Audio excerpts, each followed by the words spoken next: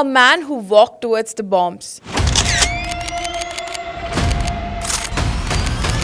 ఈ రోజు మనం అన్స్క్రిప్టెడ్ లో హైదరాబాద్ లో సంచలనం రేపిన పార్సిల్ బాంబు పేలుడు కేసు దర్యాప్తుకు ఫోరెన్సిక్ సైన్స్ డిపార్ట్మెంట్ నుంచి 3 ప్రత్యేక బృందాలు ఏర్పాటు చేశారు. తరువు సురేష్ సార్ తో మాట్లాడదాం. 8600 కేసెస్ అంటే అవి ఓన్లీ కేసెస్ మాత్రమే కాదు. ఒక కేసు జరిగిందని అంటే ఆ ఇంట్లో ఎవరు చనిపోయి ఉండొచ్చు, ఎవరి మీద అఘాయిత్యం జరిగి ఉండొచ్చు. పక్కన వాళ్ళతో నవ్వుతూ మాట్లాడాలి అంటే మెదడు ముద్దుబారిపోతుంది. సైన్స్ ఇస్ నాట్ ఇనఫ్ అని ఎప్పుడన్నా అనిపించిందా? మాకు ఫోరెన్సిక్ సైన్స్ లో ఒక సైకలాజికల్ టూల్ ఉంది, polygraph, brain mapping and narco analysis. ఇంకో బాంబ్ ఉంది, ఒక సెల్ ఫోన్ కి అటాచ్ అయింది అని మీకు ఇన్ఫర్మేషన్ వచ్చింది. అంటే మనిషి దాని దగ్గరికి వెళ్ళాడంటే పీస్ అయిపోతారు. చెప్తుంటేనే నాకు గూస్ బంప్స్ వస్తున్నాయి సార్. నాన్ ఫోరెన్సిక్ వాళ్ళు చేస్తే ఎవిడెన్స్ అనేది